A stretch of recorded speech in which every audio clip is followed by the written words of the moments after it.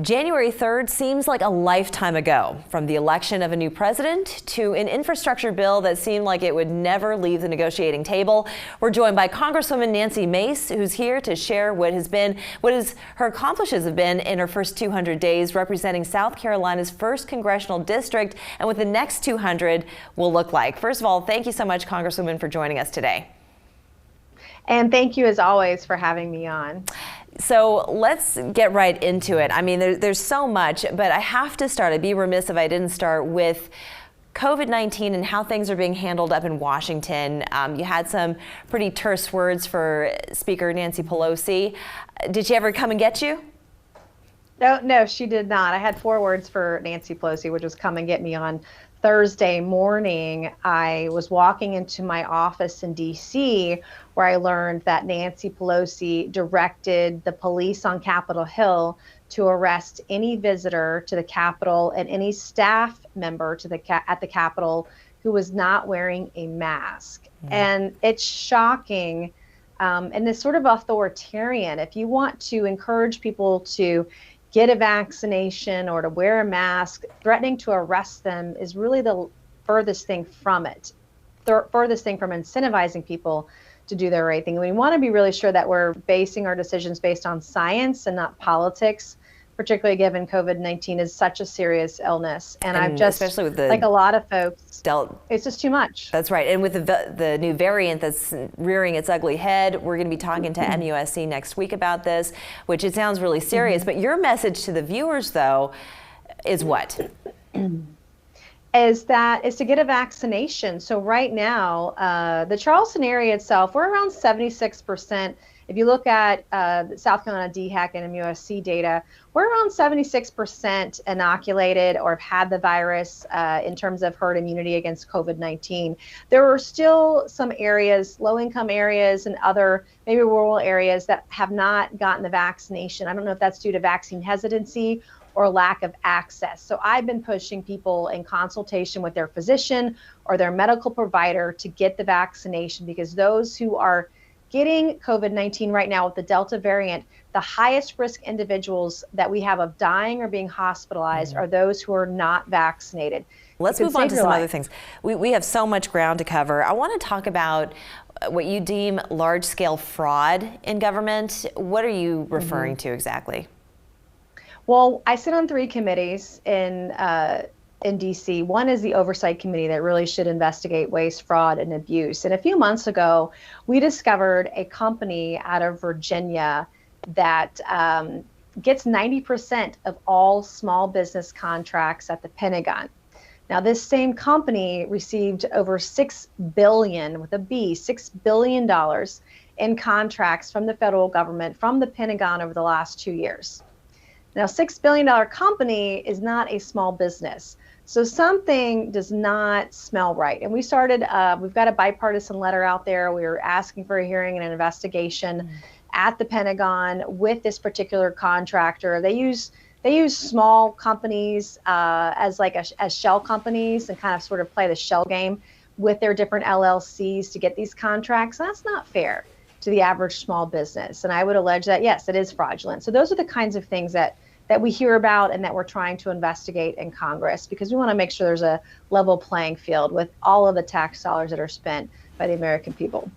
Let's talk about conservation and the environment. Of course, people move to South Carolina because they love the lifestyle here.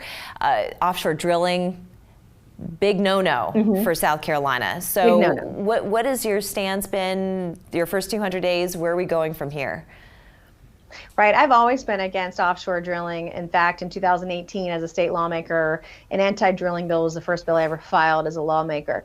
I most recently, just last week, joined a bipartisan group of lawmakers on the Hill to file, again, legislation to ban offshore drilling. What we did is we took former President Trump's executive order that he signed last fall in September, which essentially put a moratorium or ban on offshore drilling for Florida, Georgia, and South Carolina for the next 10 years. Well, we filed legislation last week to codify that executive order. I've also participated in other pieces of legislation to protect our wilderness. For example, in Environment, the Wilderness Act. I was one of 8 Republicans that not only sponsored it, but voted in favor of it earlier this year as well. And it bans development and drilling on federal lands. Okay, this is a good place to take a break. When we come back, I want to talk about what the future looks like, not just for South Carolina, but also our relationship with China as a nation. We'll do that in 2 minutes. Don't go anywhere. Welcome back. We're here with Congresswoman Nancy Mace. We've been talking about her first 200 days in office. It probably feels a little bit more like 2,000, I'd imagine. You have accomplished a lot in your first 200 days. A lot has happened.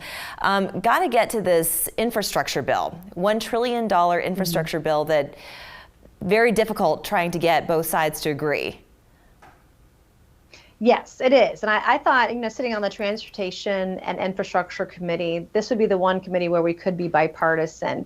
And the bipartisanship work has been done in the Senate rather than the House. House leaders were not able to be part of the conversation when that deal was being negotiated. That bill was just written. I do have a lot of questions about how the infrastructure package will be paid for, whether or not we're going to have a tax hike like we've heard rumors about. It's thousands of pages of legislation that just was written this weekend. So we haven't even been able to even get anywhere close to finishing reading it to see what's actually in it yet. 2022 election, not far off. Your fundraising has been very successful thus far.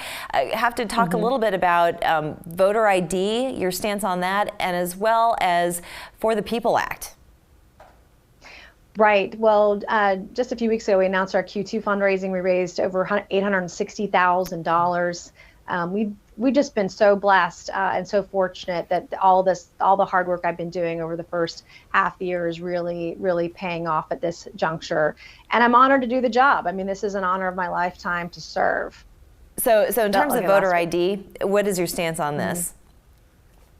Well, I'm a big supporter of voter ID, and just last week we had a delegation from Texas that flew by private jet to DC to talk about some of the voter legislation happening in Texas. And I had an opportunity to question one of those Texas delegates on Texas voter ID, and that individual didn't have really any answers about voter ID in Texas. And in fact, I was able to point out in Texas that voter ID really isn't a problem. You need an ID to just live a normal life in Texas and anywhere else in the United States. And the encouraging thing that I learned and got out of that hearing that day is that Blacks and whites, African Americans and Caucasians, that in Texas, they all register to vote at the same percentage rate, and they all actually cast their ballot at the same percentage rate of their population. And so all those things are encouraging when we're accusing one side or the other of suppressing the vote or being racist when the data actually shows the opposite. I think it's really important that whenever we're making decisions, whether it's COVID-19 or about ensuring election integrity and election security, and that our ballots are counted and all that we're using facts and we're using good data. Absolutely. H.R. 1, also known as For the People Act, what would its passage mean for future elections? Well, H.R. 1 is really federalizing, it's usurping the Constitution of the United States because it's federalizing the election process. So today, the Constitution allows for states, each individual state, to outline when, where, and how their elections will be conducted. For hundreds of years, this has worked and continues to work. It also would fund with taxpayer dollars elections. So let's just say you love or you hate or like or dislike someone like on the squad like AOC, or maybe it's Marjorie Taylor Greene. Well, you would be funding the election campaigns of both of those individuals. And I just, two things. One, I'm not going to violate the Constitution. And two, we don't want to federalize it. But three, the federal government and tax dollars, you, the taxpayer, should not be funding somebody else's election, particularly if it's someone that you disagree with fundamentally or philosophically. It doesn't make a lot of sense. All right. Well, and on top of all the committees and all the things that you've been doing thus far, you also take a huge caseload. You've been receiving phone call after phone call after phone call to your office. And we, of course, would be remiss if we didn't put that phone number up on the screen so that more phone calls can flood your office, Congresswoman. So please do. Please do. I'm begging you. Yes. It's okay. Absolutely. And so the reception from your constituents, as well as the relationship to your office, so you're finding it to be a pretty solid one thus far. Oh, absolutely. We're making historic records right now. We've already returned over $3 million to taxpayers in the district. A lot of people earlier this year continue to have problems with getting their IRS refund checks, so we're helping people through that process.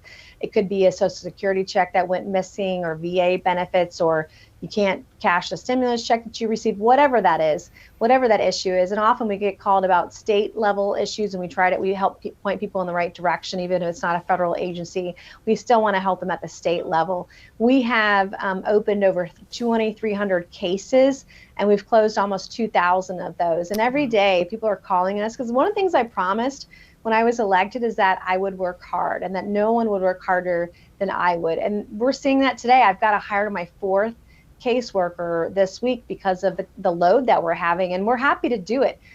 This is one of the honors of a lifetime. It is for me, is to serve, and I want to serve everybody in the Low Country, whether you have an R or a D by your name. It doesn't matter. Our job is to serve each and every person in our community. I think this is a good place to end it, at least for now, Congresswoman. I have so much more to ask you, but we've run out of time. I want to thank you so much for taking the time to join us today. Thank you so much. Thank you. We're back after this.